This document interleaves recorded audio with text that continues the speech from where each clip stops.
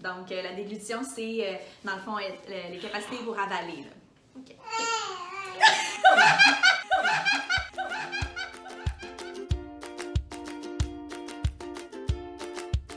Allô tout le monde! On espère que vous allez bien. Alors aujourd'hui, on est vraiment contente parce qu'on revient avec une vidéo que vous aimez beaucoup. Donc, qui se cache derrière? Et là, on a Lisandrine, mon amie, notre amie, Oui. qui est orthophoniste, donc elle va nous parler de son métier. Bonjour!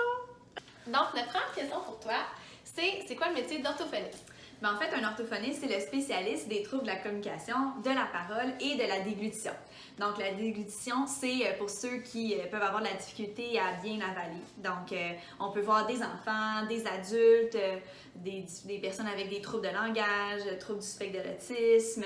C'est vraiment une clientèle qui est large. Oui, exactement. Donc, Ok. entre autres, là, le bégaiement, que tout le monde Ouais, c'est savent quelque chose qu'on ça. connaît, Donc, ouais. c'est quelque chose de connu. Le bégaiement... C'est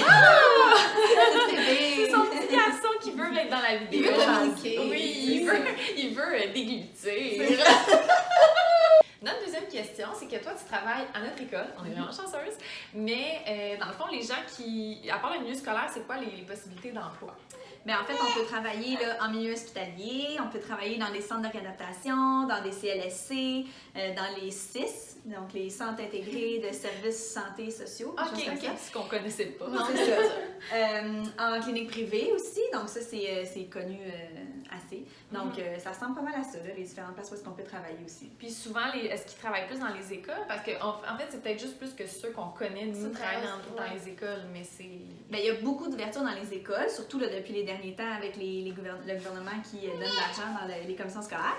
Donc, il y a plus d'orthophonistes, il y en a quand même beaucoup dans les écoles, mais il y en a beaucoup aussi dans le domaine du privé. Donc, ça, on voit souvent ça. Oh, il veut vraiment participer! Donc, souvent, on se confond orthophoniste, orthopédagogue un peu. Bien, moi, au début, je confondais. Ouais. Est-ce que tu pourrais nous dire c'est quoi un peu ta journée typique, à part venir nous voir? Là, Ouais, jaser, tout ça. Mais l'autre bord de la porte, qu'est-ce qui se passe? Mais l'autre bord de la porte, en fait, ce qu'on fait, c'est qu'on va chercher des élèves. Donc, ça peut être un élève à la fois, ça peut être plus qu'un élève en même temps. On peut faire des petits groupes. On peut aussi aller en classe pour faire des activités, surtout dans les classes spécialisées. Donc, par exemple, les enfants avec un trouble du spectre de l'autisme.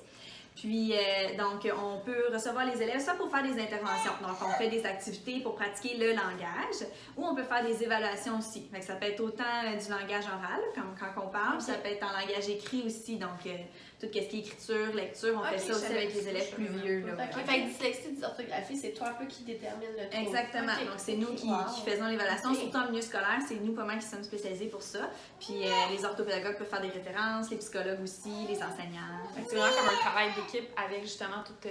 Parce que c'est vrai qu'on sait que vous êtes là, mais souvent on a tendance à plus à interagir avec l'orthopédagogue, mais pas qu'on Mais t'aime pas. ouais, Là, non, des fois, on ouais. sait pas trop jusqu'où ça va, dans le fond. C'est un métier comme moins connu qu'orthopédagogue, je pense. Mais souvent, les orthopédagogues sont là 5 jours semaine dans les écoles. Puis les Ouais. orthophonistes, on est là moins de journées. Fait que c'est sûr qu'on est moins connus, si Ouais. on veut. Ouais. Puis aussi, ben, les orthopédagogues voient plusieurs élèves en même temps. Puis nous, souvent, c'est juste un à la fois. Fait que c'est sûr qu'on a on a une moins grande portée. Là. Mais parfois, vous êtes au plan d'intervention. Oui, quand on est invité, quand dans le fond, c'est pertinent qu'on soit là, si on suit l'élève ou si on l'a évalué, on peut être là. OK. Puis à la maternelle, c'est vous aussi qui classez. Peut-être au classement, non? Oui, pour tout ce qui est classement dans les classes spécialisées, justement, ben ça, les orthophonistes sont souvent là, consultés pour ça, avec le psychologue, psychoéducateur. Ouais.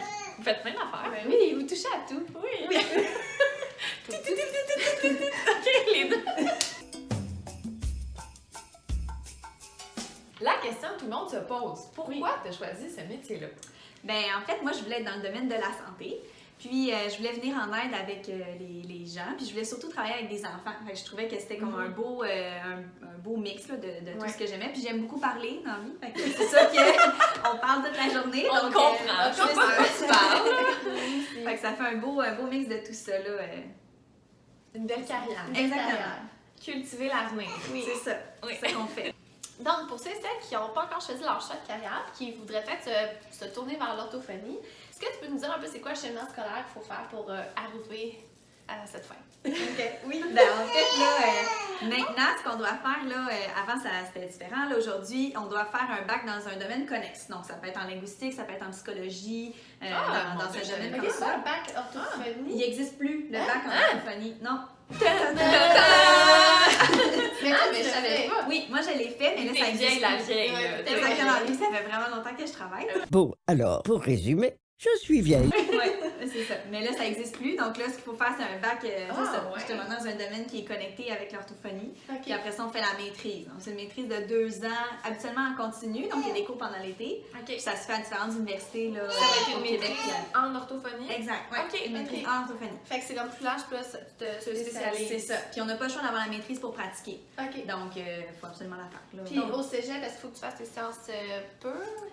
moi, j'avais fait mes sciences santé, fait qu'il faut faire ces sciences. C'est sûr Ok. qu'il faut avoir fait physique, Ok. chimie, puis il y a des préalables pour rentrer à la maîtrise, mais ça, il faut s'informer là, à Au l'université. registrariat. Exactement. Est-ce que tu pourrais nous en dire plus sur les clientèles que vous pouvez aider? Oui, ben en fait, on peut travailler avec toutes sortes de clientèles, donc avec des enfants, donc de l'âge scolaire. Ça peut être avec des enfants préscolaires, donc on peut commencer même comme 1 an, 1 an et demi. Là, ça peut déjà, Ah ouais, on peut déjà ok, commencer à avoir des vraiment petits jeune. bébés. Oui, vraiment jeunes. Comme On ton peut- garçon, il comme mon parle bébé, beaucoup. Mais d'accord, pour ces enfants-là, pourquoi les parents vont les consulter maintenant? Ben, en fait, ça va surtout être pour donner des conseils aux parents. Ok. Fait que dans le fond, pour donner des conseils de stimulation à la Ok. maison, pour leur dire quoi faire. Ok. Il y a aussi des personnes avec des déficiences auditives. Donc, on peut Ah, avoir des bébés ouais. qui ont déjà des appareils très jeunes. Oh. Donc, on peut travailler avec eux. Oui, ça Ouais. arrive. Puis, on peut travailler aussi avec les adultes. Donc, adultes et personnes âgées. Donc, ça peut être des personnes qui ont eu des AVC, qui ont eu des traumatismes crâniens, puis qui Ah, ont perdu oui. la capacité de la parole après. Donc, on pense à, comment elle s'appelle, José... José Buteau? non. Ah oui, je José- sais, oui, je sais. José- Oui, oui, elle est dans CV. Ouais. C'est ça. Puis Ouais, elle a elle a beaucoup lu, ouais. une orthophoniste pour justement là, retrouver l'usage de la parole. Donc ça peut être un exemple. Des personnes qui bégayent. Des personnes justement là, avec des troubles à la déglutition. Donc ça, c'est ceux, par exemple, qui peuvent avoir juste justement un AVC. Puis là, après ça, ils ont de la misère à avaler.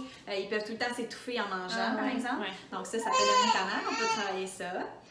Ceux qui ont des cancers au niveau de la gorge. Ouais, fait qu'il y a beaucoup de clientèle. C'est vraiment Ouais, c'est large. élargi, là. Moi, c'est vraiment les enfants au milieu scolaire, mais il y a Ouais. beaucoup de... Mais quand on est en milieu hospitalier, là, on peut vraiment en avoir beaucoup aussi. Ouais. Ah! Oh. D'accord. Donc, dernière question, on voulait savoir qu'est-ce que ça prend comme capacité pour devenir orthophoniste. Donc, en fait, il faut aimer communiquer. Donc, c'est sûr que c'est notre travail. Hein? On parle toute la journée. Oui, toute la journée. Fait qu'on n'a pas le choix. Il faut aimer ça. Communiquer, travailler avec les gens, vouloir aider aussi.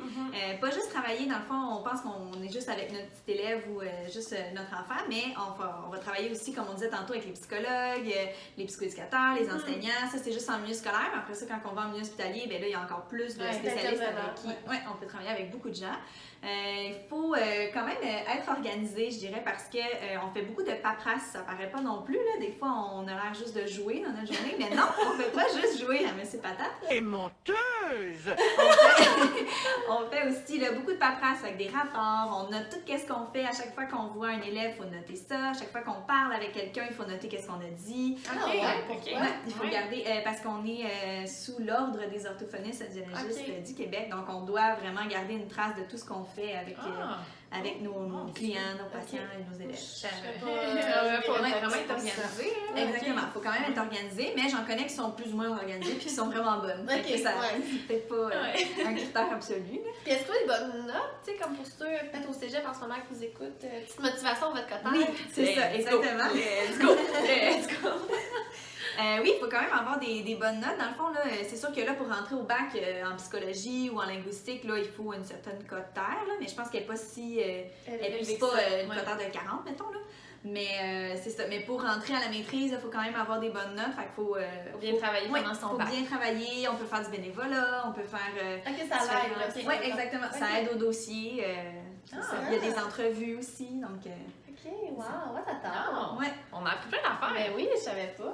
Alors, on espère que vous avez aimé la vidéo d'aujourd'hui. Donc, s'il y a d'autres métiers en lien avec le domaine scolaire que vous voudriez découvrir, bien, écrivez-les en commentaire. Puis si jamais vous avez des questions, vous pouvez les écrire en commentaire, ça va me faire plaisir d'y répondre. Alors, on se retrouve la semaine prochaine. Bye!